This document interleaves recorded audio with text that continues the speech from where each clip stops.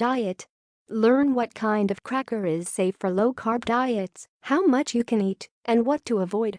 We've all had them at some point in our lives. The salty, crunchy, delicious bites we call crackers have been a staple in the American diet since the beginning of time, so it seems. What is it about crackers that allow us to mindlessly stuff them into our mouth handfuls at a time? Then before you know it, you've somehow managed to eat half the box, yet you still crave more. What are crackers? You may see crackers called a variety of different names, including biscuits, flatbreads, pitas, wafers, triscuits, wheat thins and more. Crackers are a baked food, oftentimes made from different types of flour, making them a relative of grains. Crackers gain their popularity from their ability to be eaten and served with almost any other meal, as well as being a nice snack all by themselves. While there are a large variety of crackers out there today, one will find that they are all made relatively the same. Take saltine crackers for example. These square crackers are made with white flour, yeast, and salt. Make sure to remain on the lookout for crackers made with leaven or yeast. Saltine crackers in particular are baked with white flour, but then start the process of fermentation with the addition of yeast, and is then left to rise for 20 to 30 hours. The majority of crackers you see today are made out of enriched flour. Why should you stay away from this popular ingredient? This flour increases blood sugar levels, causes weight gain, damages your digestive health, increases your chances of developing a food intolerance, and can even cause inflammation. Research is coming out showing just how much inflammation is responsible for. But first of all, what is inflammation? While inflammation naturally occurs within the body, too much of it can create harm to different functions in the body. Certain things such as a poor diet, stress, food allergies, and being inactive are key causes of chronic inflammation. Foods that typically cause inflammation include pasteurized dairy, refined carbohydrates including crackers, conventional meat, grain-fed cow sugars, and trans fats. How and when do crackers fit into a low-carb or ketogenic diet? However, not all crackers are created equal. Take the classic Ritz cracker, for example.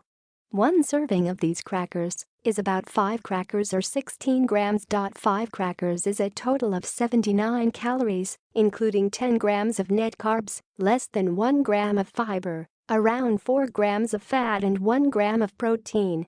Are you starting a low-carb or ketogenic diet and worried you won't be able to enjoy your faithful Ritz crackers?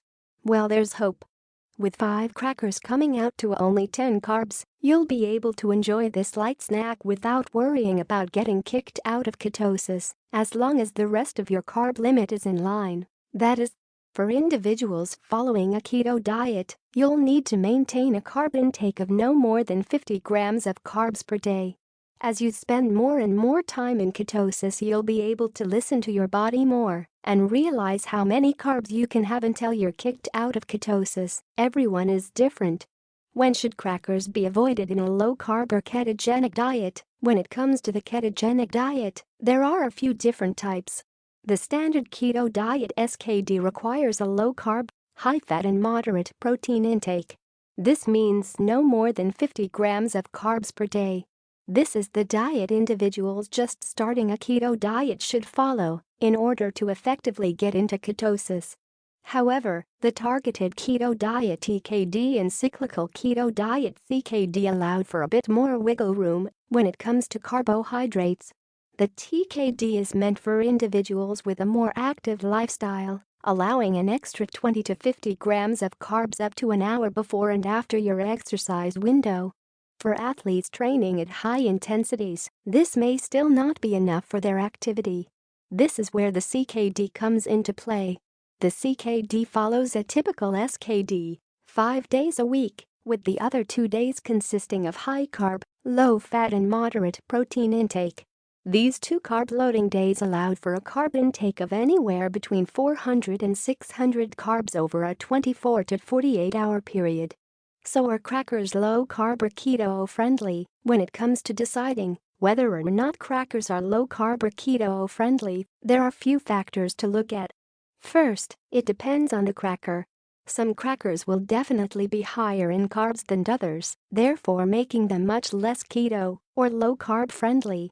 However, to use the example of Ritz crackers, they can be eaten in small amounts. While you should still avoid them on the SKD, having crackers directly after your workout window on the TKD or on your carb loading days on the CKD would be fine, as long as you ate them in moderation. If you're really craving crackers on a low-carb or ketogenic diet, try some of the top low-carb cracker substitutes that are out there today. These alternatives will leave you fulfilled and satiated without